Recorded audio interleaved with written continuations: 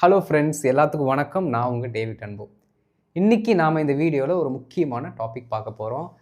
Maximum இந்த வார்த்தையை நீங்கள் பார்த்துருப்பீங்க, ஆனால் யூஸ் பண்ண மாட்டீங்க.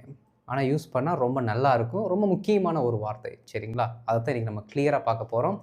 இது மாடல்ஸ்லேயும் செமி மாடல்ஸ் அப்படிங்கிற ஒரு சப்ஜெக்ட்குள்ளே வரும். ஆல்ரெடி உங்களுக்கு ஒரு செமி மாடல் நான் சொல்லி கொடுத்துருக்கேன், ஹேட் பெட்டர் அப்படின்ட்டு. அது எத்தனை பேர் பார்த்து ப்ராக்டிஸ் பண்ண ஆரம்பிச்சிருக்கீங்க அப்படிங்கிறது எனக்கு தெரில, சரிங்களா? அதை நீங்கள் ப்ராக்டிஸ் பண்ண பழகிட்டீங்க அப்படின்னா உங்களோட கம்யூனிகேஷன் ரொம்ப நேச்சுரலாக இருக்கும். ஓகே, அதே போல தான் இந்த பர்டிகுலர் வார்த்தையை நம்ம யூஸ் பண்ண போகிறோம். ஆனால் R2 அப்படிங்கிற வார்த்தையை நான் சொல்லி தர போகிறது இல்லை. இது கூட இன்னும் ஒரு வார்த்தை ஆட் பண்ணி இது வேறு எந்த மாதிரியான வார்த்தைகளை ரீப்ளேஸ் பண்ணும் அப்படிங்கிறதையும் சொல்லித்தரேன். அப்போ தான் நீங்கள் இதை இன்னொரு வார்த்தைக்கு ஆல்டர்னேட்டிவாக வச்சு யூஸ் பண்ண முடியும், சரிங்களா? ரைட். அண்ட் இதை நம்ம சேனலுக்கு நீங்கள் ஃபஸ்ட் டைம் வந்திருக்கீங்கன்னா மறக்காமல் நம்ம சேனலை சப்ஸ்கிரைப் பண்ணிட்டு பெல் பட்டனை கிளிக் பண்ணி வச்சுக்கோங்க. அப்போ தான் நான் போடுற வீடியோஸ் உங்களை தொடர்ந்து வந்து சேரும். நம்ம டிலே இல்லாமல் இப்போ வீடியோக்குள்ளே போயிடலாம்.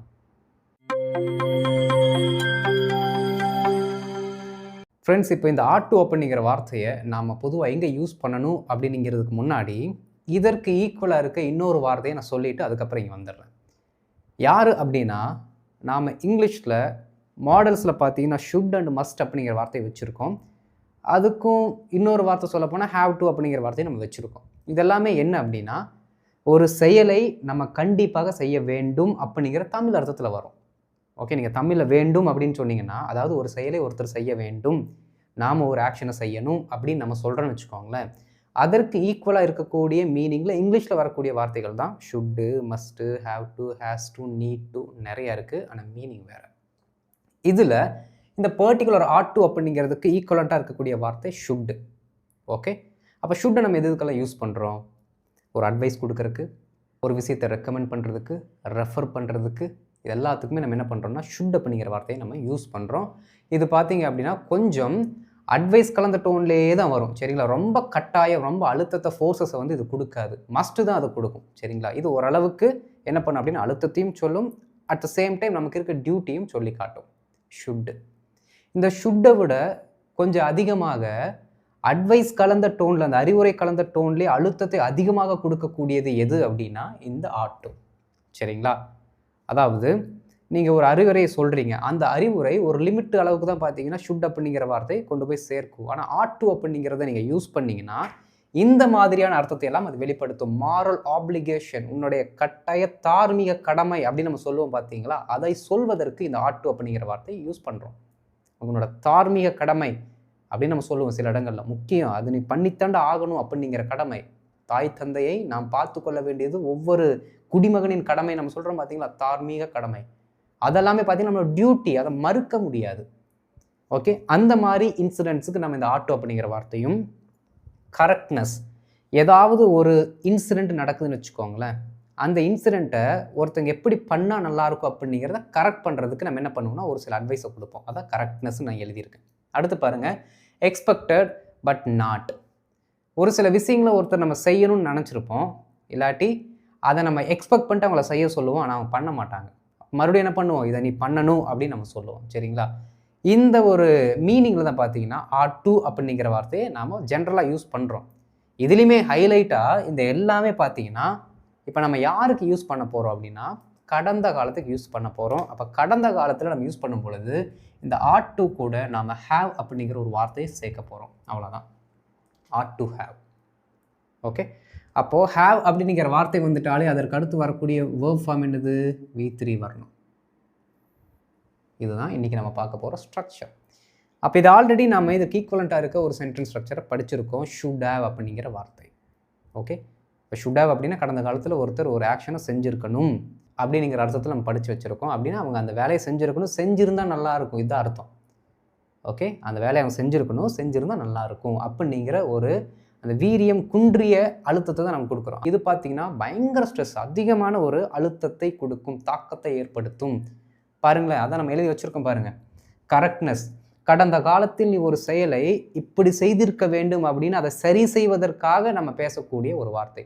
நீ அங்கே போனையா, நீ இங்கே போயிருக்கணும், நீ அந்த வேலையை அப்படி செய்திருக்க வேண்டும், இப்படி செய்திருக்க வேண்டும், அப்படி பேசியிருக்க வேண்டும். அப்போ கடந்த காலத்தில் நடந்த நிகழ்வை சரி செய்வது எப்படி, எப்படி செய்யப்பட்டிருக்கலாம் அப்படிங்கிற டோனில் நம்ம பேசுறதுக்கு இந்த R2 ஹேவ் அப்படிங்கிற வார்த்தை நம்ம யூஸ் பண்ணுறோம். அடுத்து எக்ஸ்பெக்டட் பட் நாட் ஹேப்பன்டு. நாம் ஒரு விஷயம் நடக்கணும் அப்படின்னு எதிர்பார்த்தோம். எப்போ? பாஸ்ட்டில்.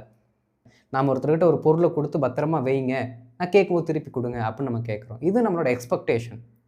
இப்போ 1 மாதம் ஆயிடுச்சு. 1 மாதம் ஆனதுக்கப்புறம் என்ன ஆகுது அப்படின்னா, நம்ம அவர்கிட்ட அந்த பொருளை கேட்குறோம். அந்த பொருளை வந்து அவர் எங்கே வச்சாருன்னு தெரில, மறந்துட்டார். அப்போ நாம் என்ன எதிர்பார்த்தோம் அப்படின்னா, அவர் அந்த பொருளை பத்திரமாக சேமித்து வைத்திருக்க வேண்டும், பாதுகாப்பாக வைத்திருக்க வேண்டும் அப்படின்னு நம்ம எக்ஸ்பெக்ட் பண்ணுறோம். ஆனால் நடக்கலை. அவர் அச்செயலை அவ்வாறு செய்திருக்க வேண்டும் என்று நாம் எதிர்பார்க்கிறோம். ஆனால் அந்த பர்டிகுலர் ஆக்ஷன் நடக்கலை. அப்போ நீ அச்செயலை செய்திருக்க வேண்டும், இச்செயலை செய்திருக்க வேண்டும், நீ அவர்களை பார்த்திருக்க வேண்டும், புரியுதுங்களா, நீ அங்கே போயிருக்க வேண்டும் அப்படின்ட்டு கடந்த காலத்தில் அவர் செய்யாத செயலை செய்திருக்க வேண்டும், அதுதானே உன்னோட டியூட்டியாக இருந்துச்சு அப்படிங்கிற அழுத்தத்தெல்லாம் எப்பப்போ நம்ம கொடுத்து சொல்கிறோமோ அந்த இடத்துல நீங்கள் ought to have அப்படிங்கிற வார்த்தையை யூஸ் பண்ணணும். இதுதான் இதோட யூசேஜ். புரியுதுங்களா? இப்போ should have விட இன்னுமே அதிக பவர்ஃபுல், அதிக ஒரு அழுத்தத்தை ஏற்படுத்தக்கூடிய வார்த்தையாக இந்த ought to have இருக்கிறது. ஓகே, இதுக்கான ஒரு சில எக்ஸாம்பிள்ஸ் பார்க்கலாம். பார்த்தோம் அப்படின்னா நமக்கு ஈஸியாக புரியும்.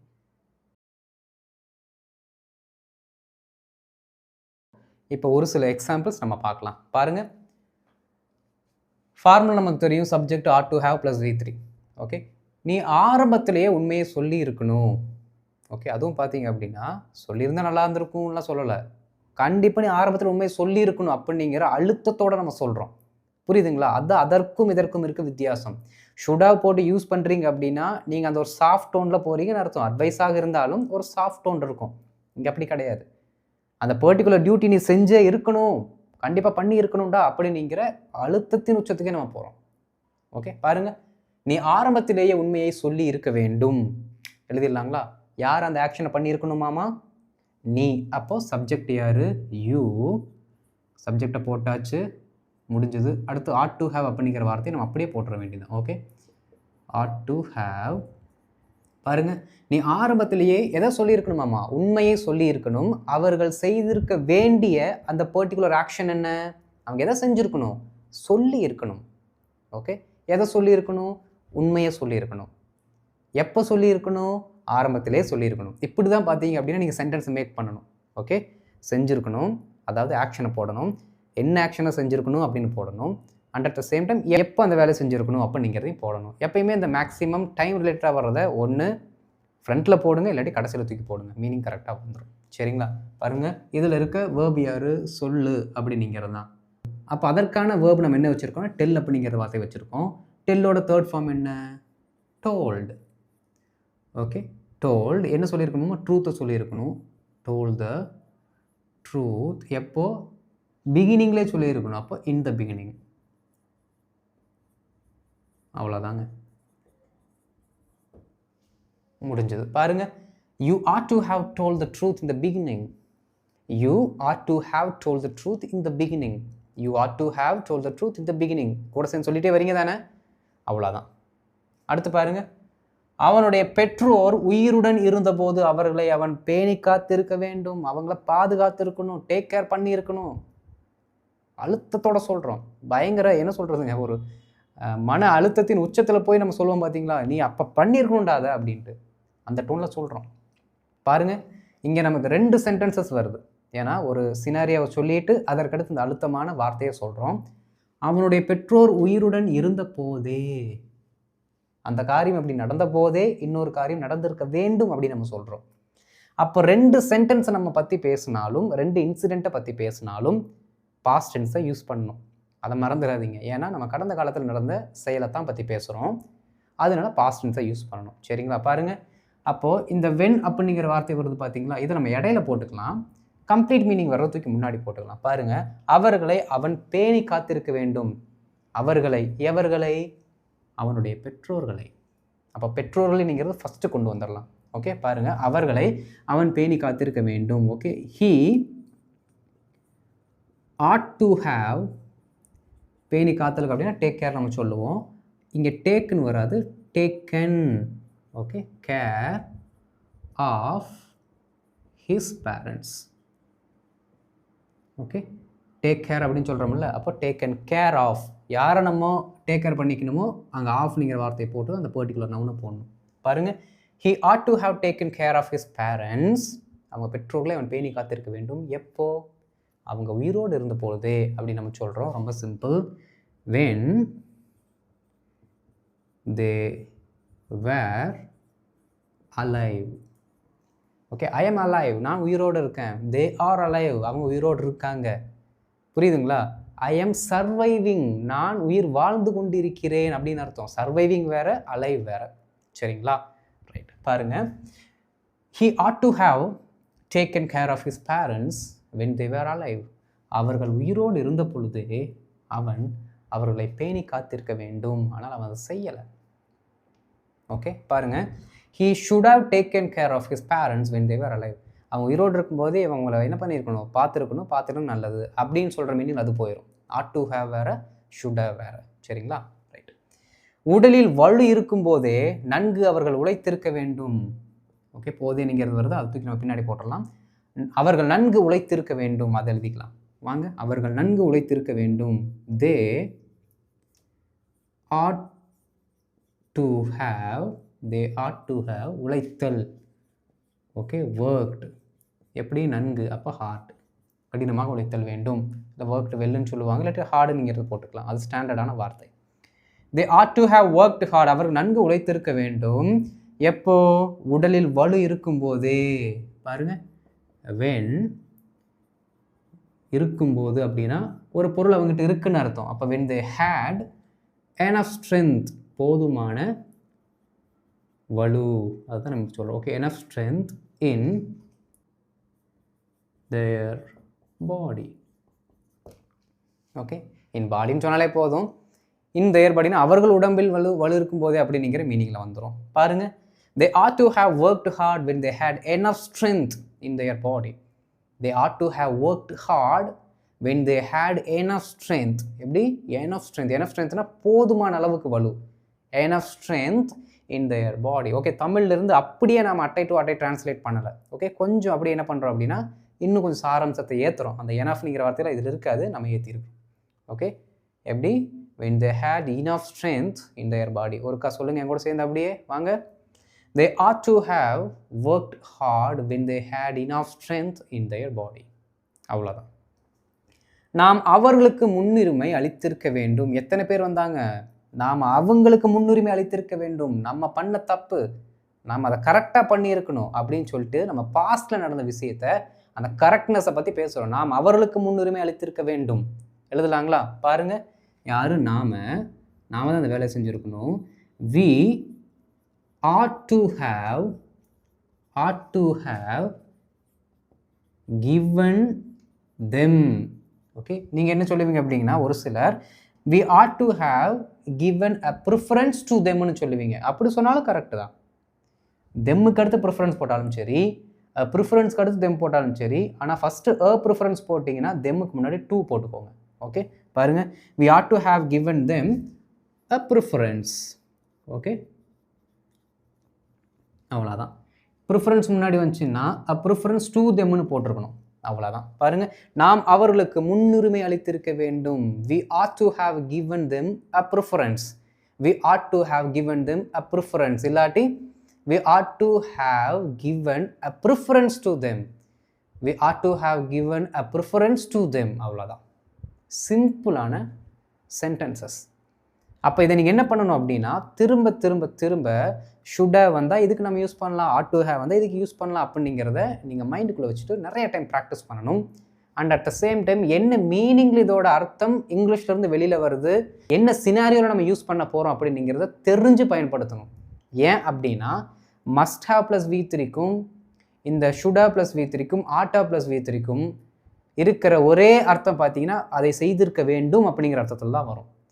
அப்போது பின்னாடி இருக்க அந்த பேக்ரவுண்டு இன்சிடெண்ட்டை நீங்கள் புரிஞ்சுக்கிட்டால் மட்டும்தான் இந்த சென்டென்ஸை எந்த அர்த்தத்தில் யூஸ் பண்ணலாம் அப்படிங்கிறத நீங்கள் புரிஞ்சு யூஸ் பண்ண முடியும். பொதுவாக நாம் அவர்களுக்கு முன்னுரிமை அளித்திருக்க வேண்டும் இப்படி மட்டும் ப்ராக்டிஸ் பண்ணிங்க அப்படின்னா மீனிங் வராது. அப்போ இந்த மாதிரி நீங்கள் பண்ணணும்.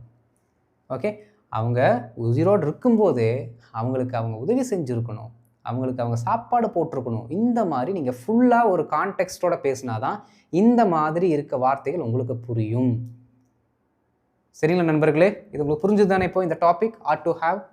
ஓகே, ரொம்ப முக்கியமான சென்டென்ஸ், இதை யூஸ் பண்ணுங்கள். நிறைய உங்களுக்கு நான் சொல்லித்தரேன். எத்தனை பேர் அதை டெய்லி ப்ராக்டிஸ் பண்ணி இம்ப்ளிமெண்ட் பண்ணுறீங்கன்னு தெரில. ரிட்டனை நீங்கள் பண்ணுவீங்க, அது எனக்கு தெரியும். ஆனால் ஸ்போக்கனுக்கும் நீங்கள் பண்ணணும்.